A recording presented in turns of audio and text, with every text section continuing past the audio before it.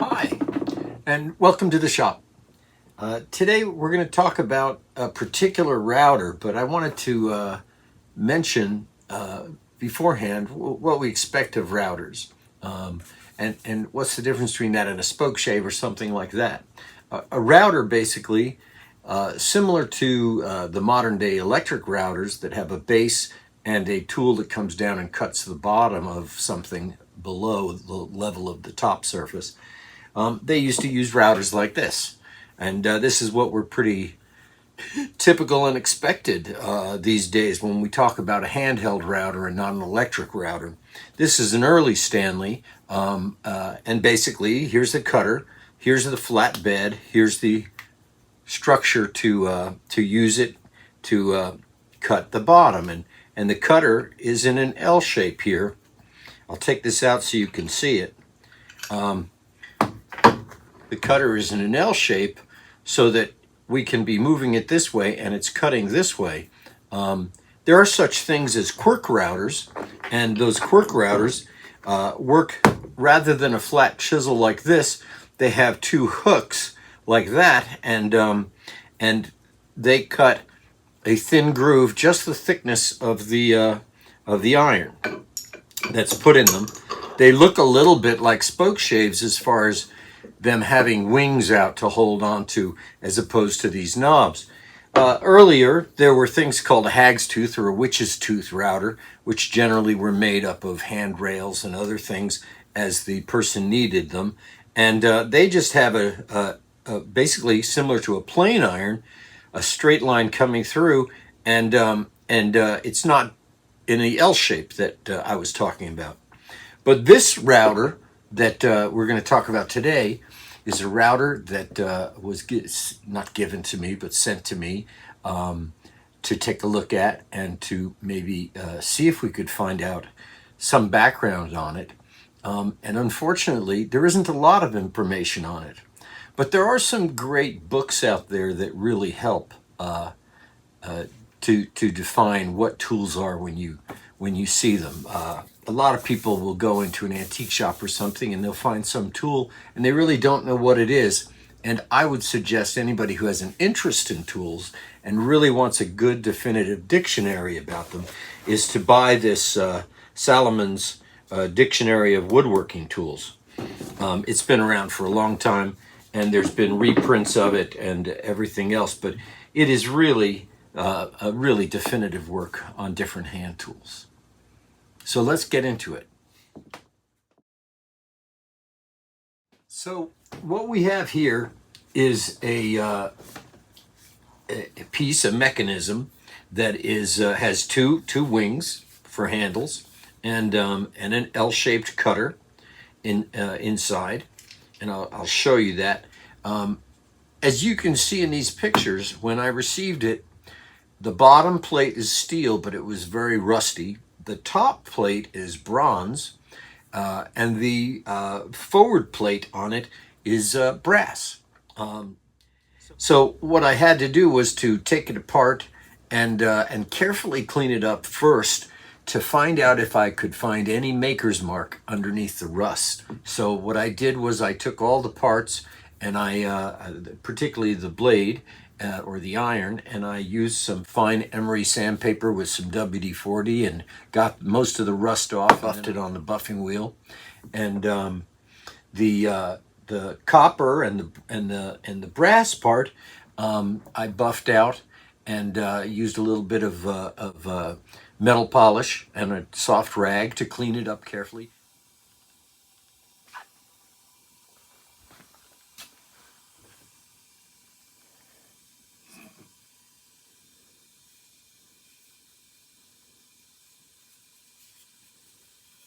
I wasn't trying to make it brand new looking. Didn't want that at all. I wanted to still show the wear signs and the history of it.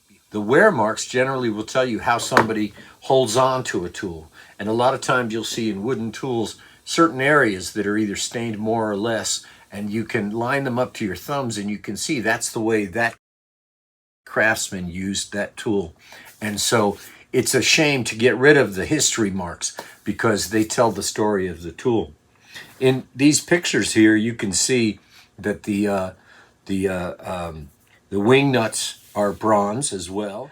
They're severely corroded on the outside, but the thread inside that had been inside that whole time came out perfectly shiny. I had to put a little bit of creeping oil in there to get it to loosen up a little bit, and the threads had been somewhat damaged a little bit on one part. So in order to get that wing nut off, I had to apply a little bit of pressure, and it came off fine. What's interesting is when I put it back, I had to be really cautious about aligning it properly because it wanted to go crooked. One of the things about this tool is that it's definitely a router, and the iron for it is interesting because it's fairly substantial. I'm going to get a ruler and give you an exact measurement. The cutter is a little more than 1/2 inch. I would say it's 9/16 by 9/16 square, and it's got this little area carved out in it, and I'll show you some close-up pictures of it. It was very rusty, and I sanded the rust off here very carefully, not to go too far, and it's evidenced by, you can see that on the bottom of it, there's a divot in the center that's still dark, and but the edge, I put a little diamond honing tool and I sharpened up that edge, and it's got this little round portion that you can see that's cut out, which creates the cutter, and it's very tight. And on its end, if you look sideways, you can see that it's a little rounded over. So it could be that somebody took a file to make that. There's a debate still going on whether or not this is a manufactured piece or whether it's made by somebody in the trade, like a pattern maker or something like that. But we'll discuss that more by the evidence of the actual piece itself. But so that's the iron, and then you can see there's this little square loop that came out, and that's steel, and that's the part where the wing nut on the end of the thread was a little off, and so you had to be very cautious to put it on straight to begin with. And that little square retracts and holds the iron in place, pulls it up against the back of it. On the bottom, where it was steel, I used a light sandpaper to get the rust off, and I didn't want to go any further than doing that. And on the bronze and the brass pieces, I used the buffing wheel, and it came out fairly nice. Let's get into talking about the piece in itself. You see it has an eyelet at the end of one of the handles. It's obviously for the craftsman to hang it up by his bench. So I suspect this is a tool that was used a lot. If it was something that wasn't used very much, he wouldn't have added this eye that he could hang it. He would just put it back in a drawer. But obviously this is something that he would go to, pull off, use a lot. It's a really beautiful, finely made tool, but I have to wonder about the handles on whether or not they're original to it, except everything is so well fitted, it is really difficult to say that it isn't already manufactured before this man got it. So this is that forward-facing plate, which is brass. And this is the screw thread that I was talking about, that was a little messed up and difficult to get the wing nut back on where it needed to be. But as long as you kept it very straight, it went on easily. And then this top part is bronze. And it has 2 screw holes here, as you can see. Those screw holes go, I don't know if you can see this, but they go all the way through the piece.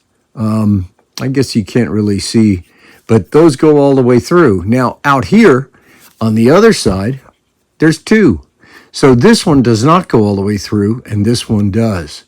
You see, there's the inside one, and the outside one doesn't.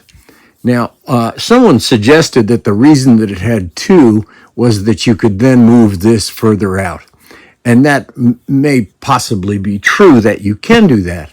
But this piece I added, this screw, because when I tried to do it with just this, and when you're sliding it, this wants to move and you really have to clamp down and it still moves. So I suspect that it's really not for that purpose, but it's just that this requires two of them to keep it from moving on you as you're using it.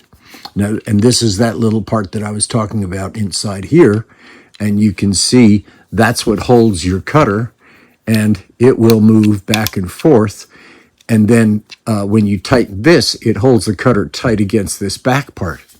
Now, this looks like a proper escapement, but it's really not. Because the way this cutter is, the curl wants to go inside that cutter. If you do it fast and you get a good shaving going, then this will serve that purpose. And this is nice and smooth here, which is important to allow it to escape. So there's that. And then the forward plate, like I said, was brass, and the bottom is steel. And so the cutter would come up through here and facing in this direction. And then setting it, you would look down it this way to see the depth. In looking up this router, there are a couple of things that are interesting about it besides what we've talked about. And the first is that it's totally flat in this direction here, you see. In a lot of shaves and other things and quirk routers, either one handle is raised so that you can work over a surface and flying free on the other side of the surface. But this one here is totally flat. So when you use this, you can't really use it on a large flat board in the middle and expect to use your fence. That's going to get in the way anyway. So it is for spanning. The work would be in between here, and it's not going to extend out that way. Although you could probably rub that on the top surface and do a routing this way. But I think that the issues, because this is so flat, it's really designed to have your hands free on each side of your workpiece. That's supposition on my part completely. But it appears that way, and you'll see when I get to working with it, the difficulties that little part can add. There's also something about this, and remember I said that I was contemplating whether it was user-made or manufactured. One of the things that made me consider that, either that whole questioning thing, is that there's a line, a scribe mark, right down the center of the wood here, and right here. And we turn it over, and there's a scribe mark here, and a scribe mark here. So whoever was making this board needed this center to determine where he was going to position these things. And that doesn't mean that it's not made in a factory, because it could be that the factory itself did that and didn't bother to erase those marks. Originally, I thought maybe there was a check, a crack in it, or that they had joined two pieces of wood together. But that's not the case. That's not a crack. It's a scribe line from a gauge. So that's an interesting notation. And there's a strange circular area here that matches here. I don't understand that at all. It's almost that maybe somebody had started to stamp something there. And there's no markings of it on the back. So every tool has all these little idiosyncrasies. And when we're cleaning them up and trying to not restore them, but get them back to a working functionality, we discover little things about them. And so looking in this book, there are several different types that are similar, but not exact. There's the homemade molding routers, but that's really using a blade like a scraper to scribe marks into the line. And that's not what this is. So this is a router, and the closest one I found to it is in this Salamon's book. Now, I also did look in the Museum of Early American Tools by Eric Sloan. This is a wonderful book, and he has great drawings. And what he basically does is he goes through this almost by trade, and then what tools they have, And unfortunately, this is not in that. So this is probably not as old as, say, the 1700s and the early American tools. This is later. Interesting, though, and we keep finding things, little things about it that are interesting clues. So we've put this together, and there's the fence. I had to add a screw here because it kept twisting. And here's the cutter. And so there's a pretty light piece of cedar we're going to try it out on. Note the angle down. That's kind of necessary until you get flat again, because you got to start the digging in.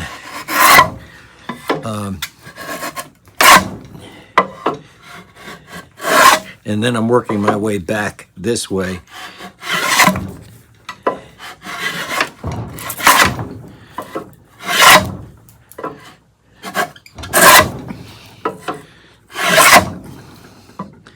So it tends to clog up a little bit, but not terrible because there's such a big opening in the mouth here, so it's easy to pop out.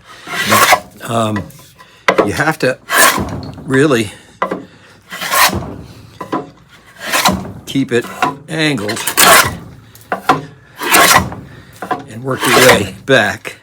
And then when you get to this point where it's deeper, then you can start using it as a bottoming out, because you can adjust the iron in and out to get whatever depth you want of that groove. But it's working fairly well. I had a time sharpening it, but also I want you to see this. Because of that shape of that blade, you see the shaving wants to curl up inside that blade right there, so you wind up with a little circle there, a little spiral, and it traps itself there, and there's no real place for it to escape, because this sort of blocks it, so it's kind of a pain that way. But you can see that it gave us a nice groove, and some good shavings.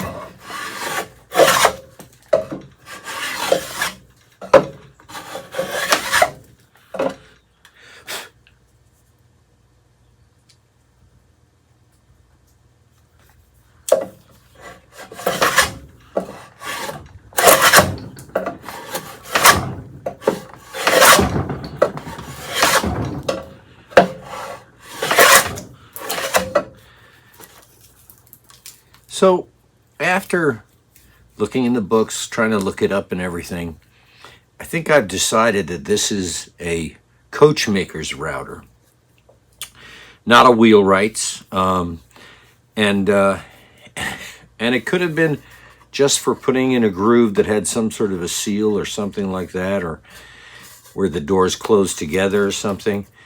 That I don't know. But it's an interesting tool.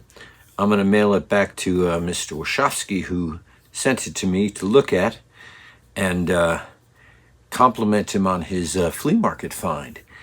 I think it's a great little router, and one that would make a nice addition to a collection, or still feasible to use.